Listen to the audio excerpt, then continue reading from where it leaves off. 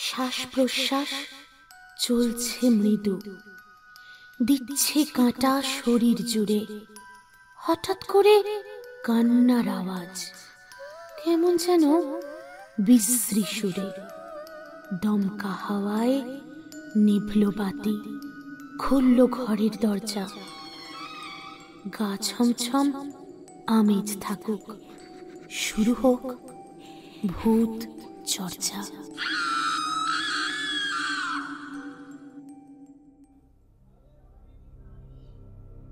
অর্জুন চাকরি সূত্রে বদলি হয়ে এসেছে লক্ষ্মীপুর গ্রামে, সঙ্গে তার স্ত্রী শর্মিষ্ঠা।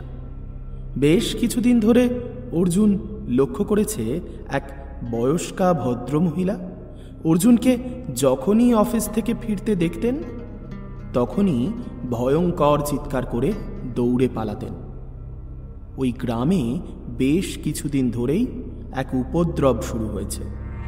কোনো এক লাল রঙের শাড়ি পরা অচেনা ভদ্রমহিলা মাঝ রাতে বাড়ির দরজায় টোকা দিয়ে জল চাইতে বের হন। কিন্তু যে জল দেয়, পরের দিন সকালে তার মৃতদেহ খুঁজে পাওয়া যায়।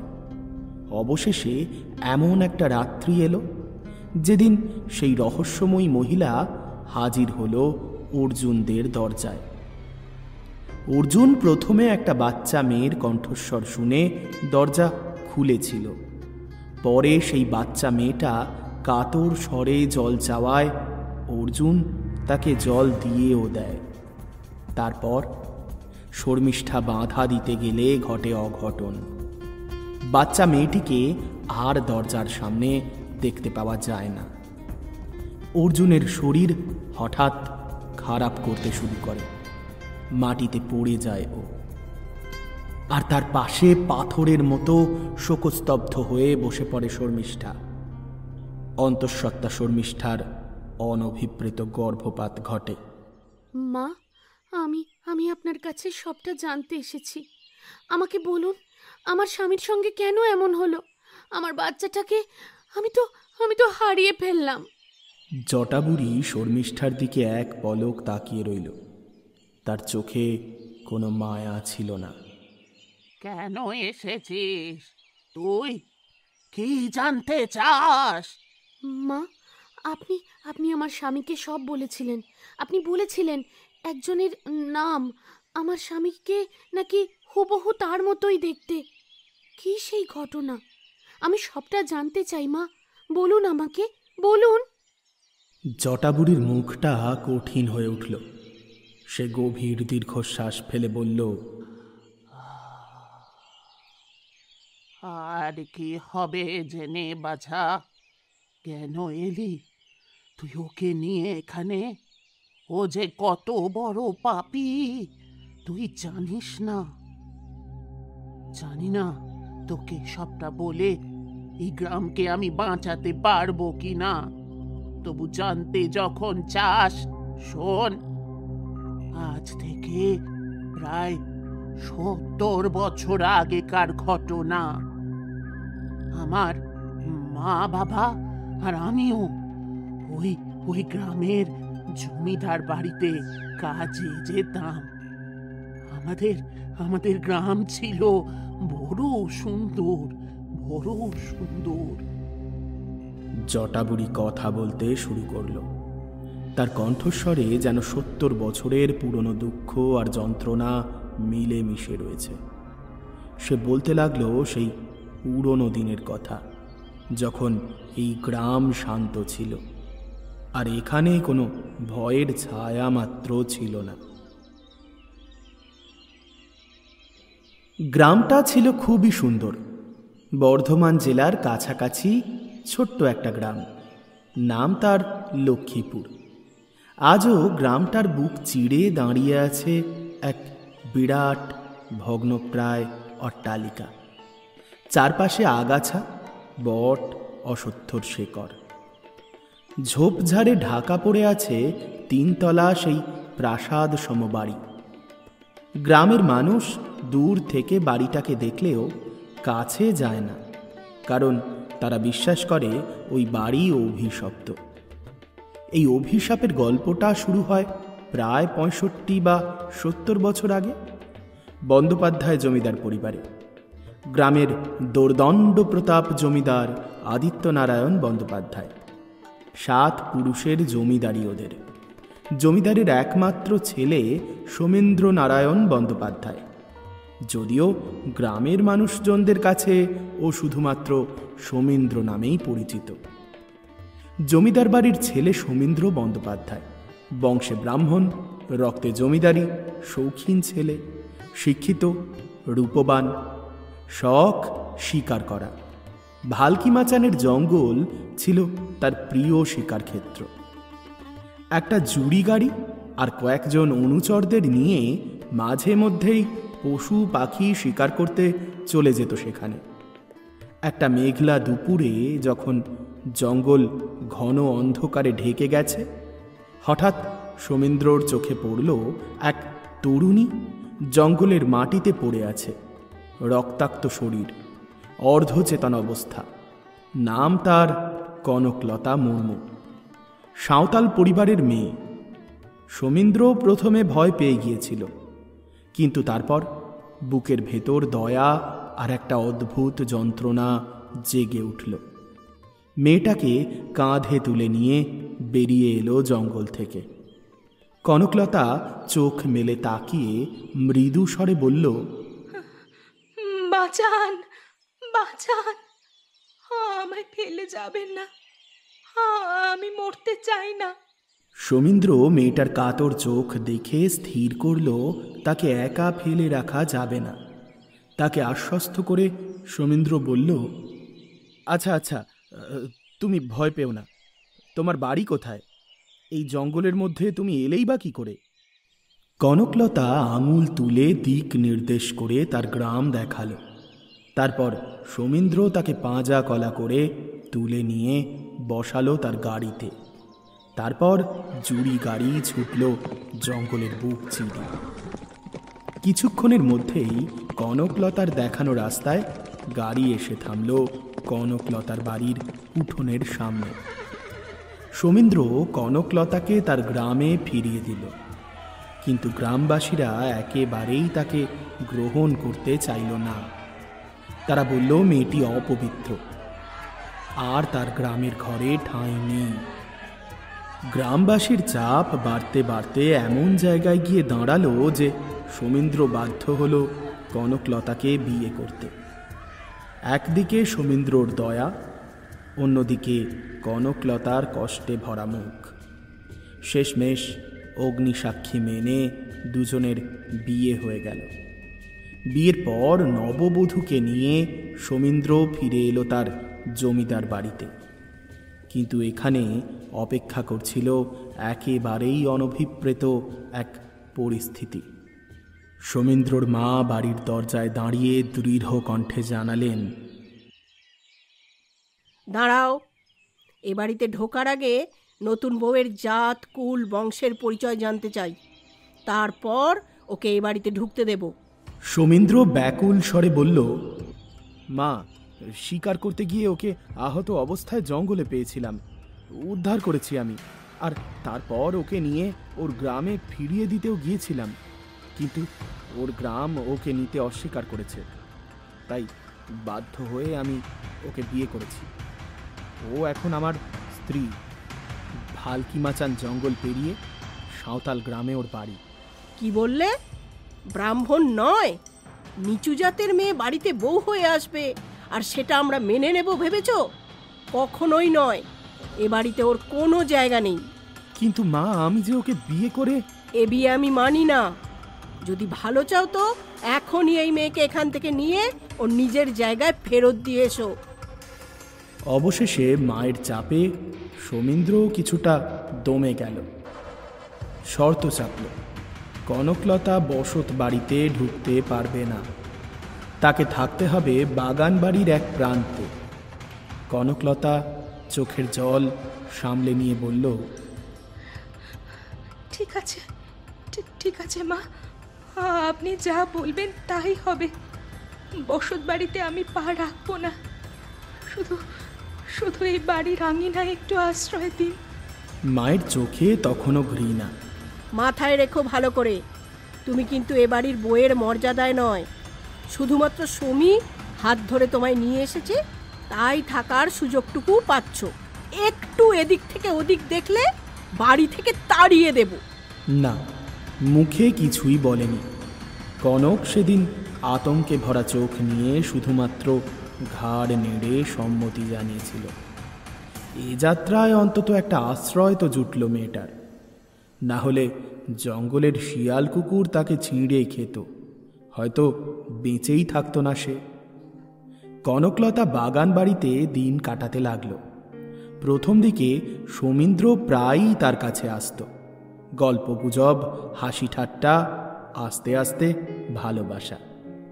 ধীরে ধীরে কনকলতার মন ভরে উঠছিল। এক রাতে সমীন্দ্র তার হাত ধরে বলেছিল, কনক, তুমি ভয় পেও না, আমি তোমাকে একা ছাড়ব না। এখন তো তুমিই আমার পৃথিবী।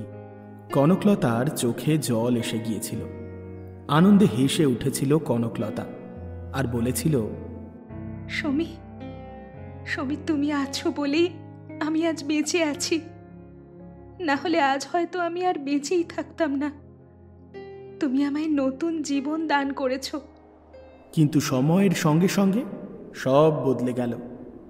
জমিদারির রক্ত জেগে উঠল সমীন্দ্রর মধ্যে। ও ধীরে ধীরে মায়ের কথায় গা ভাসাতে শুরু করল। কনকলতার প্রতি তার ভালোবাসা কমতে লাগল। যখন কনকলতা অন্তঃসত্ত্বা হলো, তখন থেকেই দূরত্ব আরও বাড়ল। সমীন্দ্রর চোখে সে আর প্রিয়জন নয়, হয়ে উঠল বোঝা। এক ঝড় বৃষ্টির রাতে হঠাৎ বাগান বাড়ি থেকে টেনে হিঁচড়ে বার করা হলো কনকলতাকে। সমী, তোকে তখনই বলেছিলাম এই মেয়েকে ঘরে তুলিস না। তখন আমার কথা তো শুনলি না। কোথা থেকে জাত গোত্র কুল কিছু না দেখে বাড়ির অমতে বিয়ে করে তুললি। হ্যাঁ মা, আজই আমি ওকে ফেলে দিয়ে আসবো ওই রেল লাইনের ধারে। শিয়াল কুকুরে ছিঁড়ে খাক ওকে। রেলগাড়ি চলে যাক ওর উপর দিয়ে, শেষ হয়ে যাক। সব গ্রাস করে নেবে ওই মেয়ে। সময় থাকতে থাকতে এখনই বিদায় কর। ওর পেটের পাপটাকে পৃথিবীর আলো দেখানোর আগেই মেরে ফেল। হ্যাঁ হ্যাঁ, সেই ভালো। চল চল এখান থেকে, বেরো বলছি বাড়ি থেকে। মরতেই হবে আজ, তোর মৃত্যু অনিবার্য। এখানে থাকার তোর কোনো অধিকার নেই। আমার সঙ্গে এমনটা করো না। আমি তো তোমাদের কোনো ক্ষতি করিনি। আমার সন্তানটা বড্ড কষ্ট পাবে গো। আমাকে মেরে ফেলো না তোমরা, আমাকে মেরে ফেলো না। আমি তোকে বলছি সমী, এই মেয়েকে আজ রাত্রেই ওই রেল লাইনের ধারে ফেলে দিয়ে আয়, তাহলেই সংসারে শান্তি আসবে। মা, আপনি আমাকে এইটুকু দয়া করুন মা। আমাকে একটু আশ্রয় দিন। আপনার এই বাগান বাড়ির একটা কোনায় আমি থাকবো। সত্যি বলছি, চুপচাপ পড়ে থাকবো মা। কোনোদিন মুখ তুলে চাইবো না পর্যন্ত। কিন্তু আমার সঙ্গে এমন অন্যায়টা করবেন না।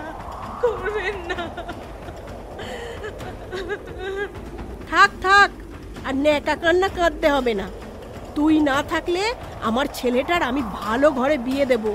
উঁচু জাতের মেয়ে নিয়ে এসে আমার সংসারটাকে আবার সাজিয়ে তুলব। আজ আর তোর কোনো কথাতেই আমি ভুলবো না। তুই যা এখান থেকে। চল, আমি নিজে গিয়ে ফেলে আসবো রেল লাইনের ধারে। চল। ওর একটা কথাতেও ভুলে যাস না। হাত ধরে ছেঁচড়াতে নিয়ে গিয়ে রেখে দিয়ে ওই রেল লাইনের ধারে। ওর কথায় গলে গিয়ে আবার যেন বাড়িতে ফিরিয়ে নিয়ে আসিস না। ও বিদায় হলে তবেই আমাদের সুখের দিন ফিরবে। তুমি আমার সঙ্গে এমনটা করো না গো। আমি তোমার অগ্নি সাক্ষী করা স্ত্রী। আমি তোমার সন্তানের মা। তোমাদের বংশের প্রদীপ এখন আমারই গর্ভে। আমার সঙ্গে এমন অন্যায়টা করো না এমন অন্যায়। সর্বনাশ হয়ে যাবে। করো না এমন অন্যায়। বারংবার কাতর স্বরে অনুনয় বিনয় করেও কোনো লাভ হয়নি কনকলতার।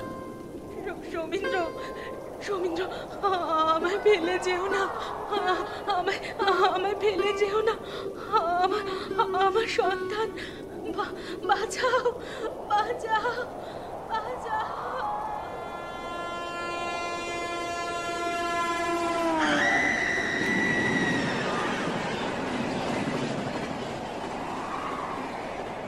সে রাত্রে প্রাণ ত্যাগ করেছিল কনকলতা। অন্তঃসত্ত্বা দেহের উপর দিয়ে সোজা চলে গিয়েছিল দূরপাল্লার ট্রেন। দুয়াতখানা হয়ে গিয়েছিল সন্তানসহ কনকলতার দেহ। না, ঘটনার বিচার হয়নি। জমিদার বাড়ির প্রভাব, টাকা পয়সা, ক্ষমতা সব চেপে দেওয়া গেছে, কিন্তু চেপে যায়নি কনকলতার অভিশাপ।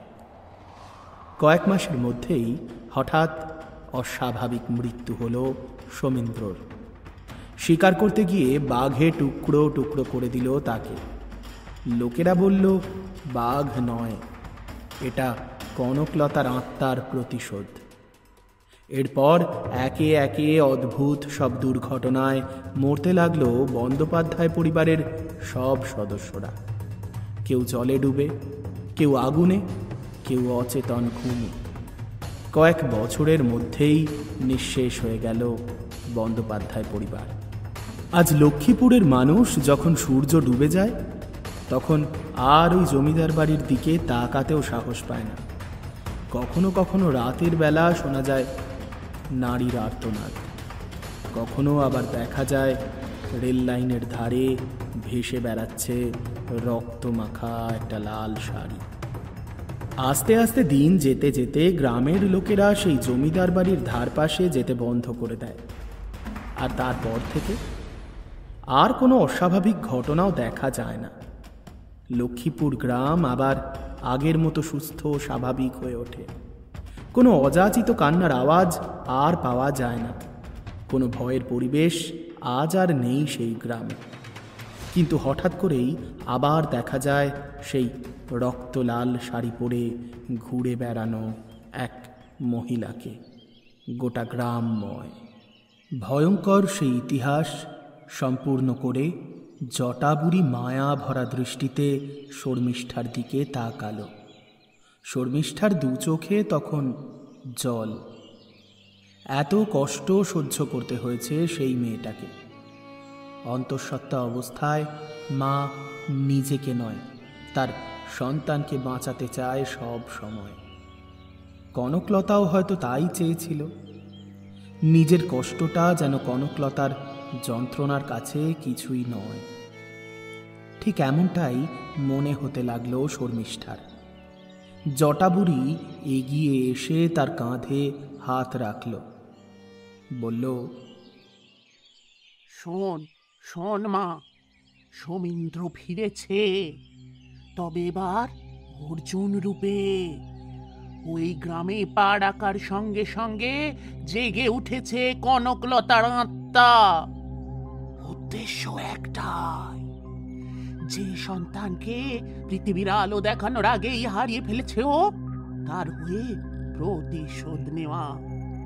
নিজের মৃত্যু নিয়ে এতটা কষ্ট হয়তো পায়নি কনকলতা, যতটা নিজের বাচ্চাকে হারিয়ে পেয়েছিল। ফিরে এসেছে ও। একে একে সেই সব মানুষগুলো মরে যাচ্ছে যারা সেই সময় জমিদার বাড়ির সঙ্গে যুক্ত ছিল, অথবা যারা অন্যায় করেছিল তাদেরই বংশের কেউ। মা, এটা তো তাহলে ওর আগের জন্মের কথা। এই জন্মে অর্জুন তো তেমন নয়, ও তো সবাইকে ভালোবাসে, সবার পাশে থাকতে চায়। তাহলে কেন? আত্মা, আত্মা তো আত্মাকে চেনে রে মেয়ে। সে জন্ম পরজন্ম তো বোঝে না। সোমেন্দ্রর আত্মার অস্তিত্ব টের পেয়ে আবার প্রতিশোধ নিতে উপস্থিত হয়েছে কনকলতা। নিজের মৃত্যুর পর ও গোটা জমিদার বাড়িকে শেষ করে দিয়েছিল।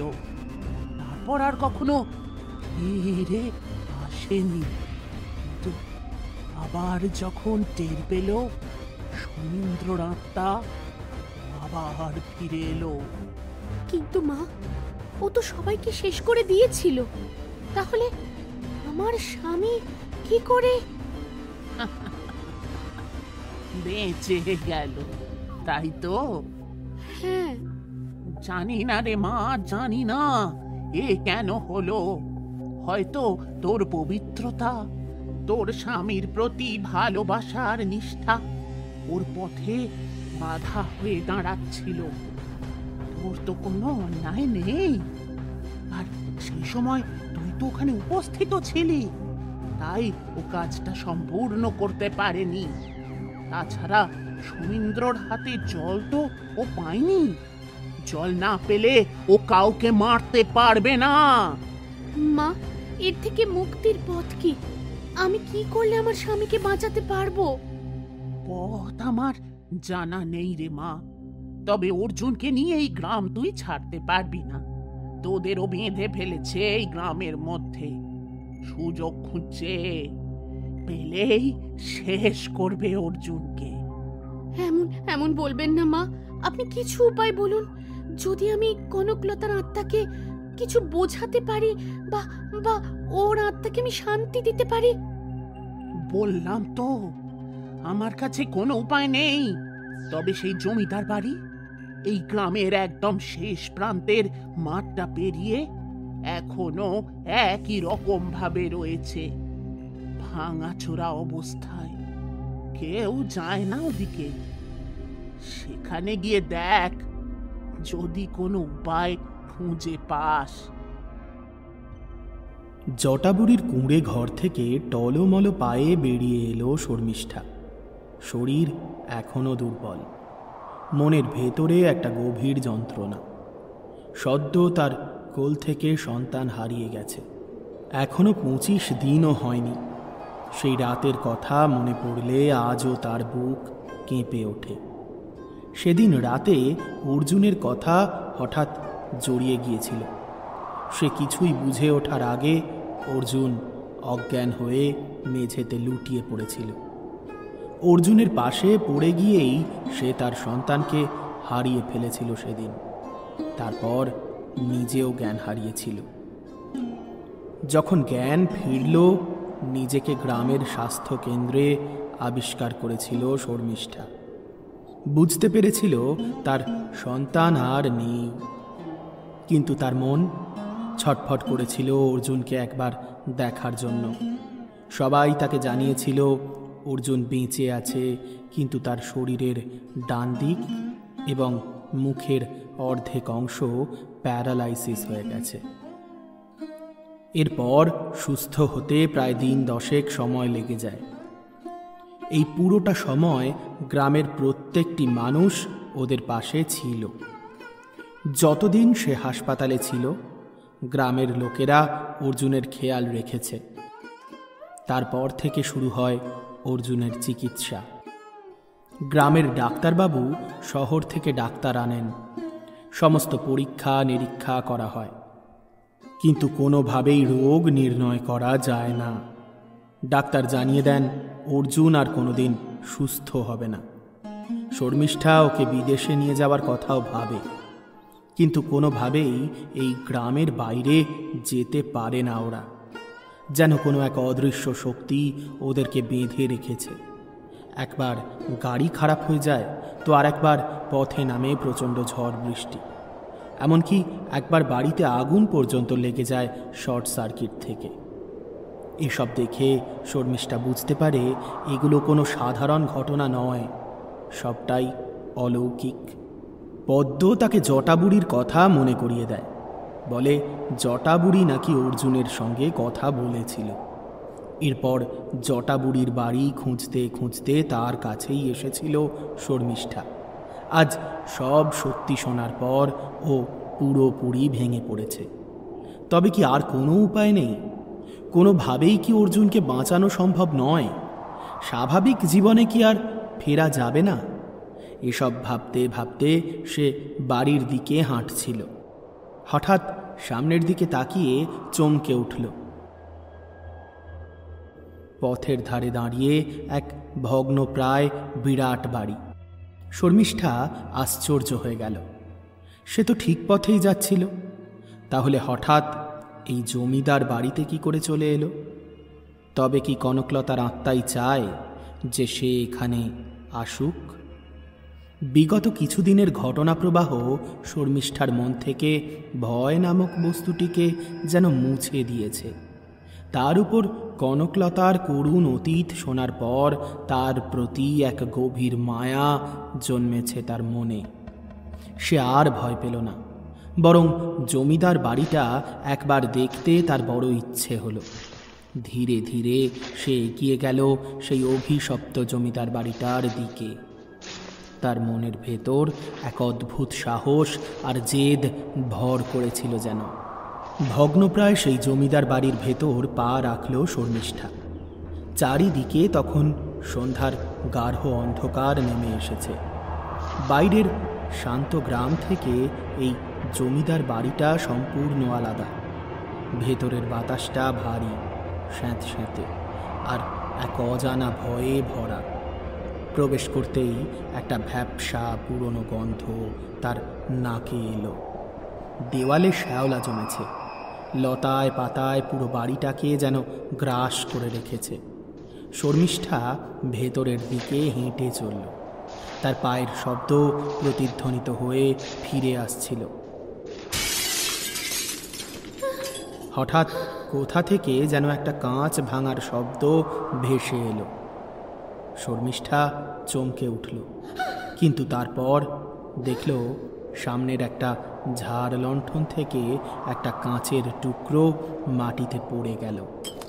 তার মনে হলো যেন ইচ্ছে করে তাকে ভয় দেখানো হচ্ছে। প্রতিটি ঘরে যেন এক গভীর নীরবতা বিরাজ করছে। আর তখনই হঠাৎ বিকট শব্দে একটা জানলা বন্ধ হয়ে গেল, তারপর আর একটা, তারপর আর একটা। এক এক করে সব জানলা দরজা বন্ধ হয়ে গেল, যেন কোনো এক অদৃশ্য শক্তি তাদের ভেতর থেকে তালা লাগিয়ে দিচ্ছে। শর্মিষ্ঠা বুঝতে পারল সে এবার এই বাড়িতে আটকে পড়ছে। তার ভেতরে এক তীব্র ভয় আর অসহায়তা জন্ম নিল। আর তখনই একটা দীর্ঘশ্বাস শোনা গেল। এত গভীর আর কষ্টের সেই দীর্ঘশ্বাস, যেন যুগ যুগ ধরে কোনো আত্মা মুক্তি চাইছে। শর্মিষ্ঠা চিৎকার করে উঠল, কেন এমন করছো কনকলতা? কেন? আমার কি দোষ ছিল? আমার স্বামী অর্জুনের কি দোষ ছিল? ও তো তোমার কোনো ক্ষতি করেনি। আগের জন্মের সমীন্দ্রের সঙ্গে এই জন্মের অর্জুনের কোনো মিল নেই। না তো আচার আচরণে, না তো ব্যবহারে, একরকম দেখতে পর্যন্ত নয়। তার শাস্তি তো সে পেয়েছে, তাহলে কেন অর্জুনকে শাস্তি দিচ্ছ? ওর চিৎকার শেষ হতে না হতেই কোথা থেকে যেন একটা ভারী কিছু এসে ওর পায়ের কাছে পড়ল। প্রচণ্ড কাঁচ ভাঙার শব্দে চমকে উঠল ও। ভয়ে ভয়ে মাটিতে পড়ে থাকা বস্তুটা হাতে তুলে নিল। কাঁচের ফ্রেমে বাঁধানো একটা ছবি। ছবিটা পুরনো, হলদেটে। অস্ফুটে তার মুখ থেকে বেরিয়ে এলো, অর্জুন? ছবিতে যে পুরুষটির ছবি ছিল, তার সাজ, তার পোশাক সব আলাদা, কিন্তু তার মুখটা হুবহু অর্জুনের মতো। শর্মিষ্ঠা বুঝতে পারল এই সেই সমীন্দ্র। ভয়ে শিউরে উঠল, তার গায়ের লোম খাড়া হয়ে গেল। চারিদিকে হঠাৎ এক ভয়ঙ্কর হাসির শব্দে ভরে গেল।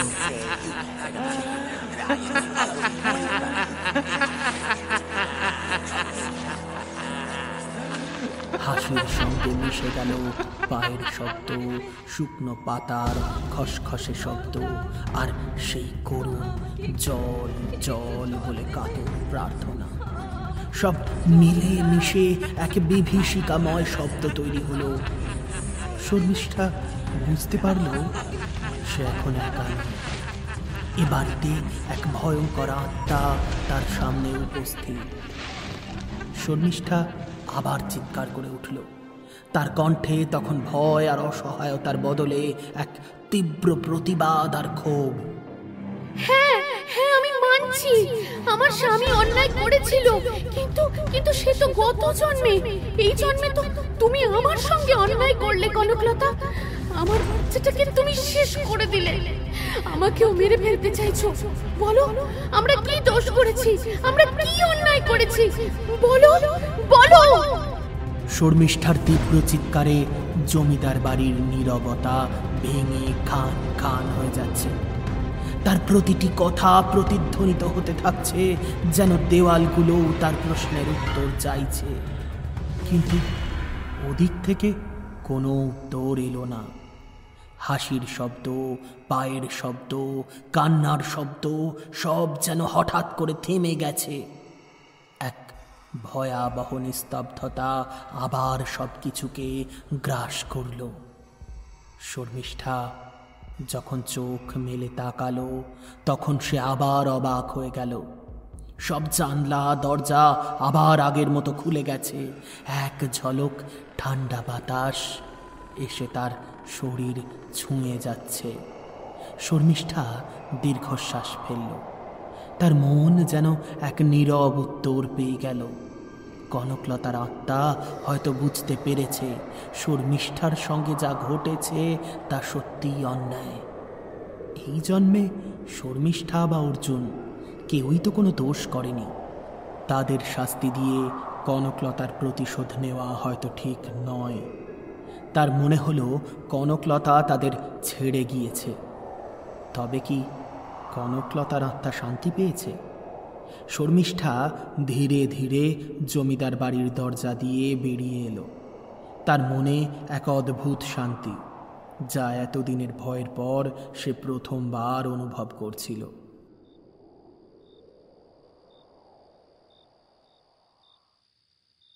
শর্মিষ্ঠা যখন বাড়ি ফিরল, তখন চারপাশের নিস্তব্ধতা তাকে স্বস্তি দিচ্ছিল। কিন্তু বাড়ির ভেতরে ঢুকতেই তার চোখে পড়ল ভীত মুখে বসে থাকা পদ্মর ওপর। ওর চোখ দুটো বড় বড়, মুখ ফ্যাকাশে হয়ে গেছে। শর্মিষ্ঠা দৌড়ে এসে তার সামনে বসে পড়ল। কি কি হয়েছে পদ্ম? তোর এমন চেহারা কেন? কি হয়েছে? দাদা দাদা, কি হয়েছে অর্জুনের? কি হয়েছে বল। দিদি, তুমি চলে যাওয়ার পর না দাদা হঠাৎ করে খুব অসুস্থ হয়ে পড়ে। মানে কি করে হলো?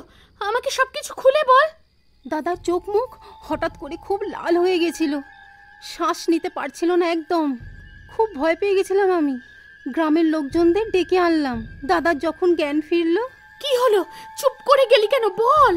জ্ঞান ফেরার পর আর একটুও কথা বলতে পারছে না, শুধু ফ্যাল ফ্যাল করে তাকিয়ে আছে আর চোখ দিয়ে জল পড়ে যাচ্ছে। শর্মিষ্ঠা আর এক মুহূর্তও অপেক্ষা করল না। সে দ্রুত অর্জুনের ঘরের দিকে ছুটে গেল। পদ্মর বলা প্রতিটা কথা তার কানে বাজছিল। শর্মিষ্ঠা এখন বুঝতে পারছিল জমিদার বাড়িতে যা ঘটেছিল তা ছিল এক মিথ্যে শান্তি। কনকলতার আত্মা হয়তো তাকে মুক্তি দেয়নি, বরং অর্জুনের জীবন নিয়ে এক নতুন খেলা শুরু করেছে।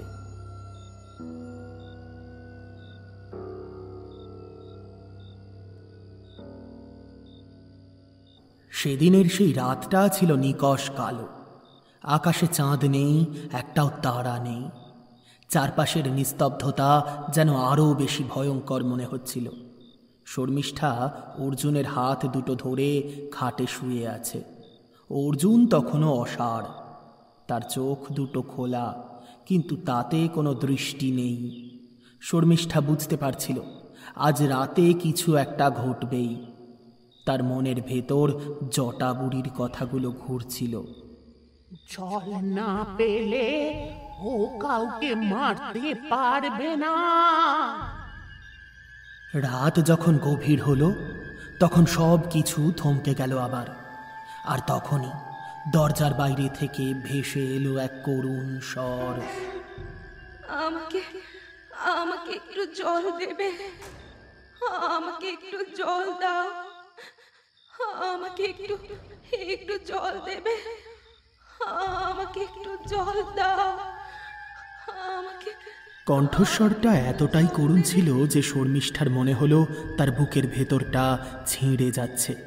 কিন্তু তার মনের ভেতর থেকে কেউ যেন চিৎকার করে বলে উঠল, না, দরজা খুলবি না। শর্মিষ্ঠা অর্জুনের হাত আরও শক্ত করে ধরল। সে কিছুতেই দরজা খুলবে না। কিন্তু হঠাৎ সেই করুণ সুরটা বদলে গেল এক বিকট ভয়ঙ্কর চিৎকারে। জল, জল দাও, জল, জল দাও, আমায় জল দাও। দরজায় যেন হাতুড়ি দিয়ে কেউ আঘাত করছে, এমন শব্দ হতে থাকলো বিকট। দরজার কাঁচ কাঁপতে শুরু করল। শব্দটা এতটাই তীব্র ছিল যে শর্মিষ্ঠার মনে হলো দরজাটা এক্ষুনি ভেঙে ভেতরে চলে আসবে। বাইরে থেকে এক ভয়ঙ্কর কণ্ঠস্বর ভেসে এলো,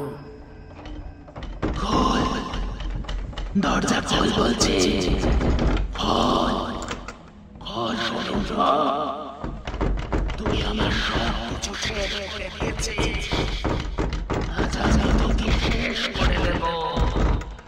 দরজা খোল, দরজা খোল, খোল দরজা।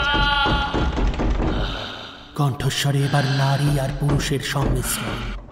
কখনো তা তীক্ষ্ণ হয়ে উঠছে, কখনো বাজখাঁই হয়ে উঠছে। মনে হচ্ছে যেন একসঙ্গে অনেকগুলো আত্মা চিৎকার করছে। শর্মিষ্ঠার কান দিয়ে যেন এবার রক্ত বের হয়ে আসবে। অর্জুনের দিকে তাকালো সে। অর্জুনের চোখ দিয়ে নীরবে জল গড়িয়ে পড়ছে। ও যেন সমস্ত যন্ত্রণা অনুভব করতে পারছে, কিন্তু কিছুই করে উঠতে পারছে না। শর্মিষ্ঠা ভয়ে চোখ বন্ধ করে ফেলল। দরজার আওয়াজ, জানলার কাঁচ ভাঙার শব্দ আর সেই ভয়ঙ্কর কণ্ঠস্বর সব কিছু মিলে মিশে এক বিভীষিকা তৈরি করেছে। ও বুঝতে পারল, আজ রাতে যদি দরজা না খোলে তবে হয়তো এই দরজা ভেঙে ফেলবে সেই আত্মা। কিন্তু যদি দরজা খোলে তাহলে হয়তো অর্জুনের জীবন শেষ হয়ে যাবে। সে এক কঠিন পরীক্ষার সামনে দাঁড়িয়ে। শর্মিষ্ঠা ভয়ে চোখ বন্ধ করে নিঃশব্দে ভগবানকে ডাকতে থাকল। তার দু চোখ বেয়ে জল গড়িয়ে পড়ছিল। সে শুধু মনে মনে প্রার্থনা করছিল, ভগবান যেন তাকে এই যন্ত্রণা থেকে মুক্তি দেন। হঠাৎ করেই সব শব্দ থেমে গেল। দরজায় আঘাত করা, জানলার কাঁচ ভাঙার শব্দ, সব কিছু যেন এক মুহূর্তে মিলিয়ে গেল। এক গভীর গা ছমছমে নীরবতা আবার সব কিছুকে ঘিরে ধরল। শর্মিষ্ঠা দীর্ঘশ্বাস ফেলল। চোখ খুলে দেখল সব কিছু আবার শান্ত। সত্যি, এর থেকে কি আর কোনো মুক্তি নেই? এভাবেই কি শেষ হয়ে যাবে ওরা তিলে তিলে? অসহায়ভাবে অর্জুনের মুখের দিকে তাকালো শর্মিষ্ঠা। অর্জুনের চোখে তখনও জল। সে অসহায় দৃষ্টিতে শর্মিষ্ঠার মুখের দিকে তাকিয়ে আছে আর চোখ দিয়ে যেন বলতে চাইছে, আমাকে এই নরক যন্ত্রণা থেকে বাঁচাও। শর্মিষ্ঠার ভেতরের ভালোবাসা আর মায়ের সহজাত শক্তি যেন তাকে এক নতুন সাহস যোগাচ্ছে। সে অর্জুনের দুটো হাত ধরে শক্ত করে বলল,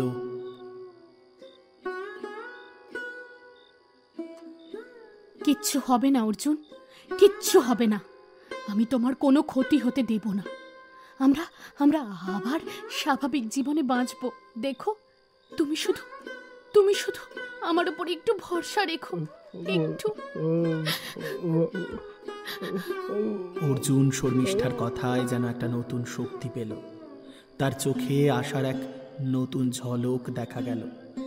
শর্মিষ্ঠা বুঝতে পারছিল তাদের এই ভালোবাসাই হয়তো তাদের এই কঠিন লড়াইয়ের একমাত্র সম্বল।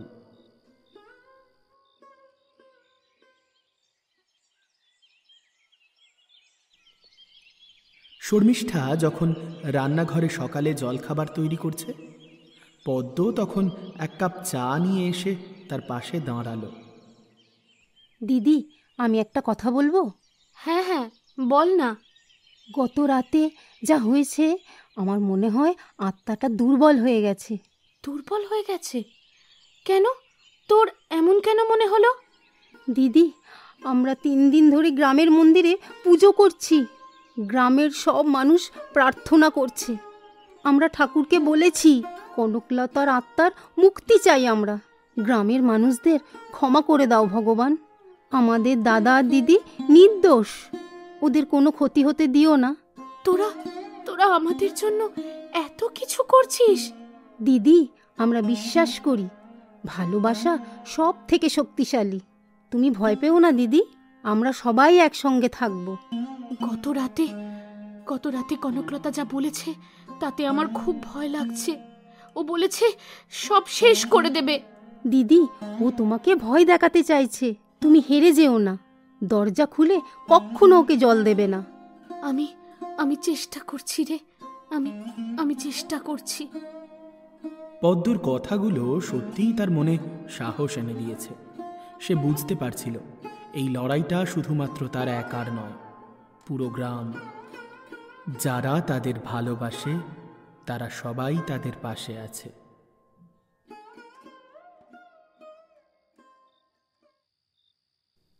পরের রাত, অমাবস্যা।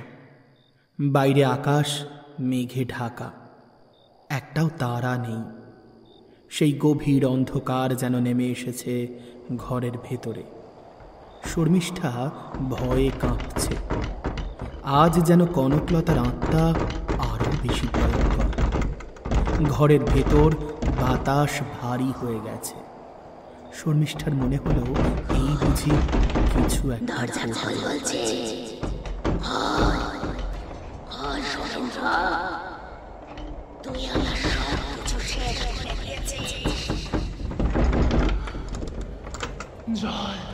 দরজা জানালার শব্দ ক্রমশ বেড়েই চলেছে, সঙ্গে তীব্র গর্জন, জল জল। কণ্ঠস্বর কিন্তু এবার আর করুণ নয়, তা যেন রাগে আর যন্ত্রণায় বিকৃত হয়ে গেছে। সৌমিন্দ্র, আজ তোর শেষ দিন। না না, আমি তোর বাচ্চাকে কেড়ে নিয়েছি, এবার তোর স্বামীকেও কেড়ে নেব। মনে হচ্ছে কোনো হিংস্র পশু ঘরের চারপাশে ঘুরে বেড়াচ্ছে। গ্রামের মানুষরা আজ সকালেই পুজো করে অর্জুনের হাতে একটা তাগা বেঁধে দিয়ে গেছে, আর শর্মিষ্ঠাকে দিয়েছে প্রসাদ আর ফুলের পাপড়ি। সেই প্রসাদী ফুল হাতে নিয়ে চুপ করে বসে আছে শর্মিষ্ঠা। হঠাৎ করে দরজার শব্দ থেমে গেল। এক ভয়ঙ্কর নিস্তব্ধতা সব কিছুকে গ্রাস করল। শর্মিষ্ঠা ভাবল হয়তো চলে গেছে, কিন্তু তার ভাবনা ভুল প্রমাণিত হলো। একটা ঠান্ডা বাতাস যেন ঘরের ভেতর ঢুকে পড়ল। একটা শীতল ছায়া তাদের পাশ দিয়ে হেঁটে গেল। শর্মিষ্ঠা ভয়ে চোখ বন্ধ করে ফেলল, কিন্তু হঠাৎই আবার সব শান্ত হয়ে গেল। আর তখনই একটা মিষ্টি করুণ কণ্ঠস্বর শোনা গেল, একটা বাচ্চার গলা। জল জল, একটু জল।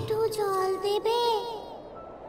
আমাকে একটু জল দাও না, আমাকে একটু জল দেবে?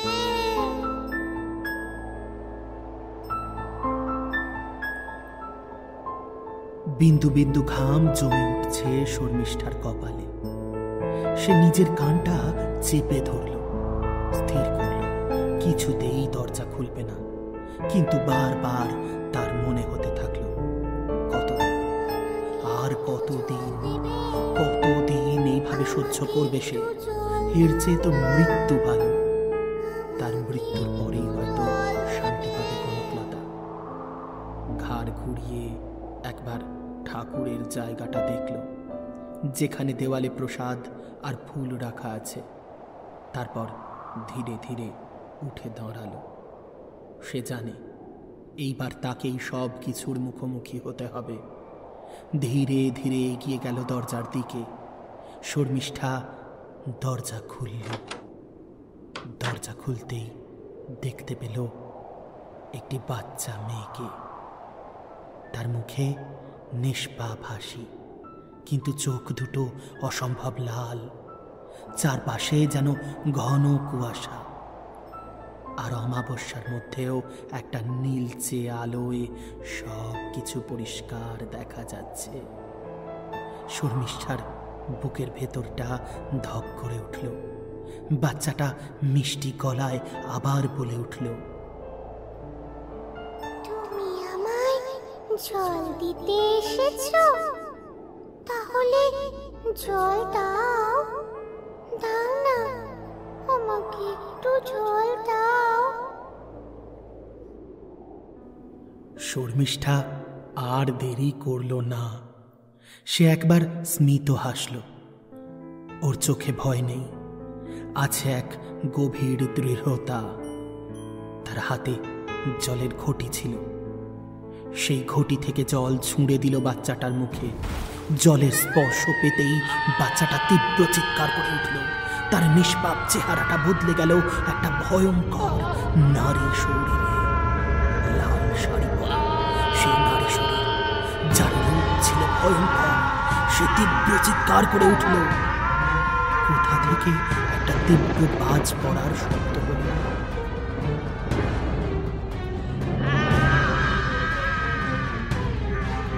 শর্মিষ্ঠার চোখের সামনে আগুন ধরে গেল সেই নারীর শরীরে। জ্বলতে থাকলো শরীর, পড়তে থাকলো তার আত্মা। সেই তীব্র আলোয় শর্মিষ্ঠার চোখ বন্ধ হয়ে গেল। তার সমস্ত শক্তি যেন নিঃশেষ হয়ে যাচ্ছে। সে আর দাঁড়িয়ে থাকতে পারছে না, জ্ঞান হারালো।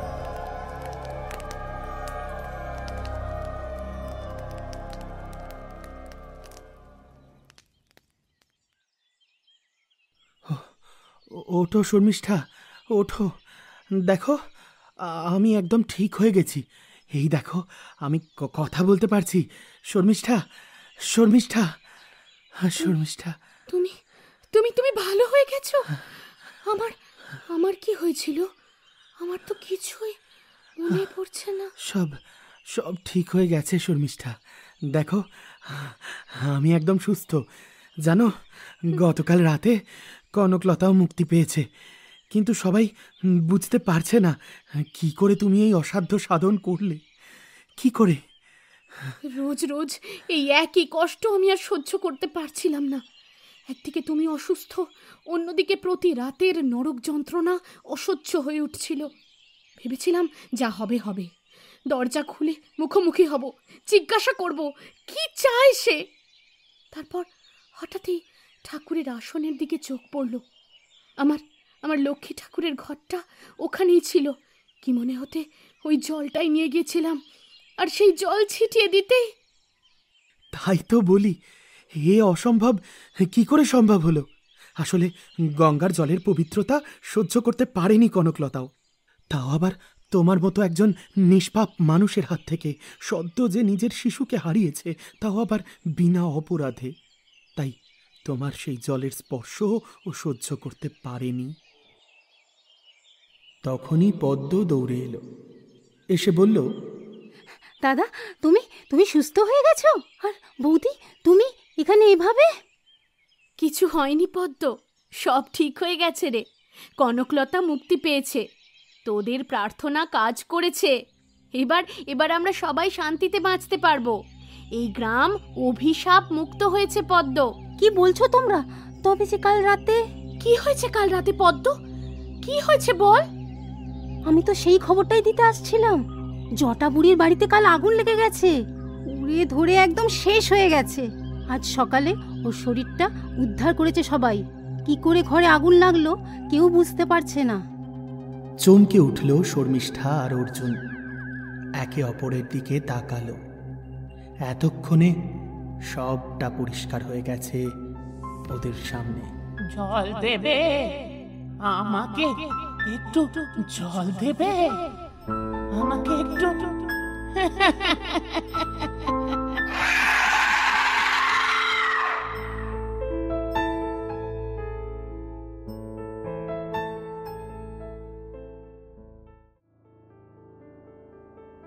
রাতের অতিথি অন্তিম পর্ব আজ এখানেই শেষ। কেমন লাগলো গল্পটা? যদি ভালো লাগে তাহলে অবশ্যই লাইক এবং কমেন্ট করে জানাতে হবে সে কথা। আর যদি নতুন বন্ধু হও তাহলে অবশ্যই অনুরোধ থাকবে আমাদের চ্যানেলটা সাবস্ক্রাইব করে নোটিফিকেশন পাওয়ার জন্য বেল আইকনটা প্রেস করে রাখার। রাতের অতিথি এই গল্পটার লেখিকা অন্তরা হাজরা। গল্প পাঠে আমি ছিলাম এতক্ষণ তোমাদের বন্ধু প্রীতম।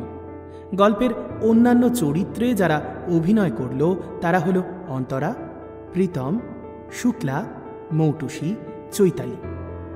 এবার চলে আসব গত পর্বে যে 10 জন সঠিক উত্তর দিয়েছিলে তাদের নাম ঘোষণায়। তারা হলে নিয়তি সিং, সুধাংশু, মোহিনী ভট্টাচার্য, সীমা সরকার, অরুণিমা সেন, ঝর্ণা খাতুন, আয়েশা স্মৃতি, স্নেহা দাস, কণা রোজারিও, কৃষ্ণা নাথ, ঈশানী ঘোষ, তরিকুল ইসলাম শুভ, ঈশিতা সরকার ঘোষ, সৃজিত কুমার সহ অনেকেই। এবার চলে আসব আজকের প্রশ্নে। আজকের প্রশ্ন হল, কনকলতার স্বামীর নাম কি? যদি গল্পটা মন দিয়ে শোনা হয়ে থাকে তাহলে এই প্রশ্নের উত্তর খুব সহজ। তাই চটপট কমেন্ট বক্সে যাও আর টাইপ করে ফেলো সঠিক উত্তর। কথা দিচ্ছি পরবর্তী পর্বে প্রথম 10 জন সঠিক উত্তরদাতার নাম ঘোষণা করব আমি। আরও একটা ব্যাপার, সেপ্টেম্বর মাস শুরু হয়ে গেছে। কথা দিয়েছিলাম আমরা খুব শিগগিরই রহস্য রোমাঞ্চ গল্প নিয়ে তোমাদের সামনে হাজির হব। আবারও বলছি, খুব শিগগিরই আমরা রহস্য রোমাঞ্চ গল্প নিয়ে হাজির থাকব। ধৈর্য ধরে অপেক্ষা করো। আজ তাহলে এ পর্যন্তই। তোমাদের সঙ্গে আবার ভালোবাসার মরশুমে দেখা হচ্ছে আগামী মঙ্গলবার দুপুর 3:30, আর তারপর আবার শুক্রবার রাত্রি 8টায়, আর তারপর আবার ভূত চর্চায় আগামী শনিবার রাত্রি 11টায়। ততক্ষণ সকলে ভালো থেকো আর ভূত চর্চার পাশাপাশি ভালোবাসার মরশুমকেও সঙ্গে রেখো।